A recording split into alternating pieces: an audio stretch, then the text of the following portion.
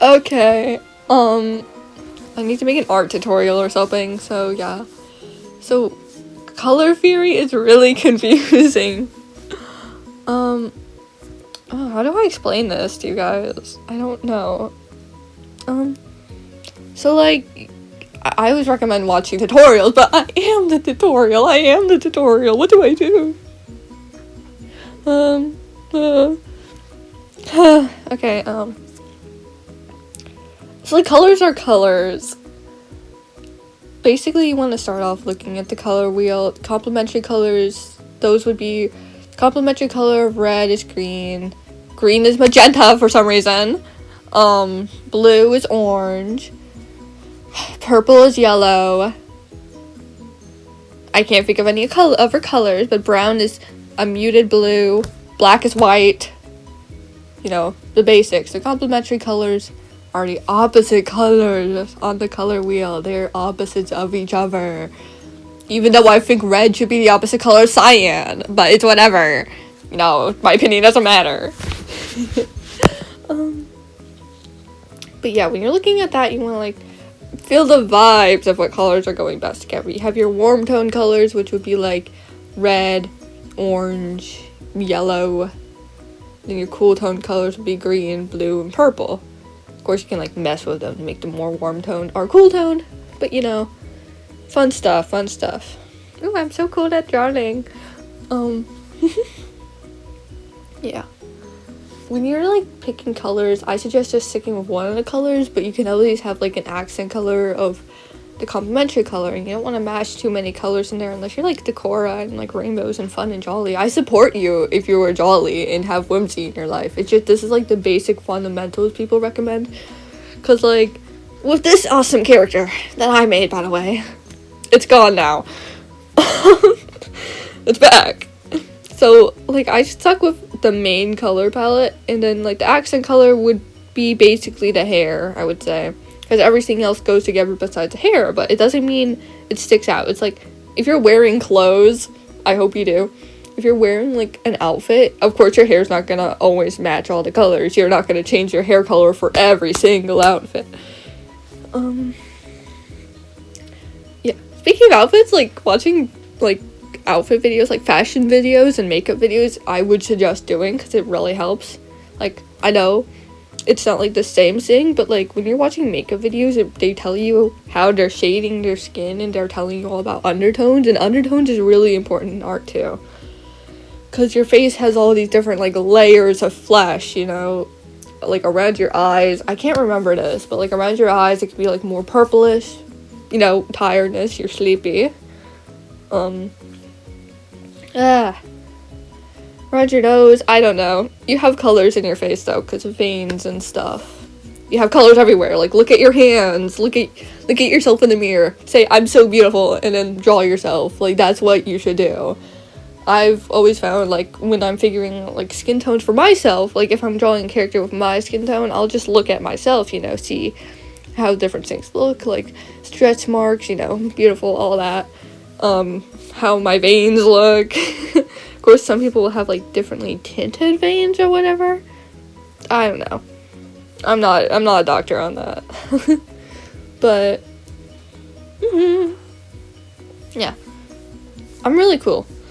But yeah, like, you want to, like, think about what goes good together, you know? Because you can just mash together some random colors if that's your style, but, like, certain shades too, like blue and red, I don't like that combo, but if you like shade it right, then it looks pretty. If it's just neon, I don't like it. America! With here, I don't know if you guys, you said colors, so I'm just gonna explain how I'm coloring this real quick.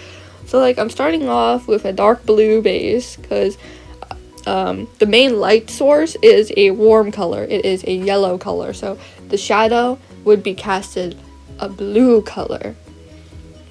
So usually shadows contrast each other, you know. If you're going for like red, orange, yellow shadow, you go for blue, green, purple shadow. I meant to say lighting on that first half, but I don't feel like retaking this whatsoever. This is 14 minutes long. I'm not doing this. But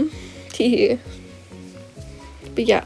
So like then also, oh my god, there's the colors I use, you guys. Only for this one, I use different colors every single time. But basically, like, you know those art tutorials where they're like, oh, add the blue inside of the shadow because like the sky reflects. Yeah, you can do that if you wanna. I don't care. I did it. It looked cool. Technically, I don't think you're supposed to put it inside the shadow, but that's what I did, and I think it looks just jolly. But yeah, skin tone would be different, but I don't care. But if you're like sitting in the sun, which I do like every single day, guys, I needed to say this. If you're like sitting outside and you're like looking at the shadows on your arms, I always pay attention to every single shadow. It's really important for art, and I just usually tend to fixate on all that stuff. But if you're looking, then you see on your skin tone, you have like the blue, the darker shadow, the blue shadow, and then between that is like this little like peach red hue between the shadow of your arm and your like the light, I guess. I don't know. I'm really good at this. But you have that shadow there, and it has that little ring across it, and I can't tell, but I feel like it appears, it's softer during, like, with, like, rounder shadows, you know, like, oh, the curve across your arm, that shadow, but with sharper shadows, like an angle shadow, I think it's usually a bit sharper, so I try and follow that rule. I don't know, I just look outside a lot and at myself in a mirror, but I do really recommend doing that, by the way, because, you know, figuring out on yourself helps you figure it out with art and, like, asking other people for advice. Yeah, so, I'll have the green in there because basically when you have, like, a really strong light source, like the sun is, like, the strongest light source we can get, guys. It lights up everything. When you have that, it's gonna reflect off of stuff because the light from the sun bounces off of the objects it's reflecting down onto. So, like, the grass, it would slightly reflect onto his skin, for example, or his shirt, or anything. It would reflect. Everything reflects. It's like how the freaking sunlight reflects on the sky. And then we have blue. Okay? Or, like, water. Whatever you want to say. Yeah. So, that would reflect down. This also applies for, like, if your character's, like, wearing neon and they are being flashed by the brightest light ever, that would reflect a lot, you know, they'd be glowing. It's why we have those neon vests and stuff, because they glow in the light. How far am I? How close am I to being done? The pink was for fun. Both the pinks are just for fun, by the way. I just wanted to add those in. It made it look rainbow and colorful and jolly. But anyways, when you're coloring, you color. Yeah. I'm trying to think, like, good color palettes, I usually just kind of recommend looking at a bunch of color palettes. I collect color swatches. It's a weird thing, but I have so many color swatches on my wall. I have like 58 or something like that. I don't know, I haven't counted in a hot minute, but I have all these colors, and I can see what looks good together. So, you know what, go to Lowe's, go to Walmart, look at the colors, look at the color wall, grab yourself some color swatches, all that fun stuff. Oh, I hear a dog. Yeah, you want to, like, look at the colors, you know, experience the colors, taste the rainbow, don't lick the color swatches, eat some Skittles. Yeah, with this, like, oh my god, I'm, like, trying so hard for you guys. I just, like, I do this, like, I kind of just go mindless when I'm drawing, so it's, like, kind of difficult for me to explain this, but I really do love explaining this stuff when I can figure it out. Like, how to explain it. Like, metal, I never shaded that before. I never tried. This was my first time. Ow. I hear my kitties. Fashion videos help a lot. I know you want my help, kind of. I know, I mean, you might. I can't judge. But yeah. Basically, like, I would probably, if you want to start off, to try, like, sticking to one color palette, or you could do, you know, like, those drawings I have, where it's just, like, one color in different shades. Like, I think you should try that. And when it comes to, like, coloring stuff, like, I think green, the best shadow color to that would be, like, a dark turquoise. I don't know if you can really tell in this, but that's what I did. Because, like, green and dark turquoise look peak together, they look fire, you know? Yellow, that color would be orange. I mean, like, this is just if you're, like, doing, like, one of those, like, one color things, by the way. It's what I usually do. When it comes to, like, hues and stuff, that's a whole nother story. When it comes to, like, hues, you usually want to go for, like, a darker, more saturated, I think. I like going for, like, more saturated shadows because I feel like it pops a lot more. Again, depends on your style, but muted shadows can make your art look a lot more dull and less, you know, ooh, sunshines, lollipops, rainbows. You know, it makes it look a lot more dull. And people with that kind of style are peak. But, you know, I love all your art. Yes. I, like, don't know how to describe this. I'm so sorry. I'm fearful. I mean, you can, of course, like, mix, warms and cools. And people like to, like, follow at, I don't remember, it's like 60, 20, and 20% rule. Like, you have your main color. I think a better one would be, like, 60, 30, and 10%, because you want your accent color to be an accent color. You know, if your accent color takes up the whole entire thing, then it's no longer your accent color. Because kitties! Not because kitties,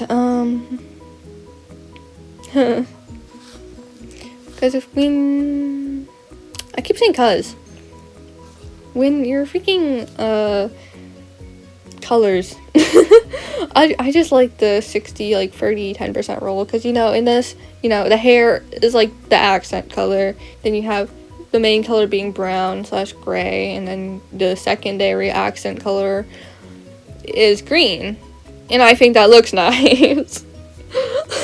I just think it looks nice. Like, you don't have to follow any of these rules. It's such a difficult thing to talk about because art doesn't really have any rules to it.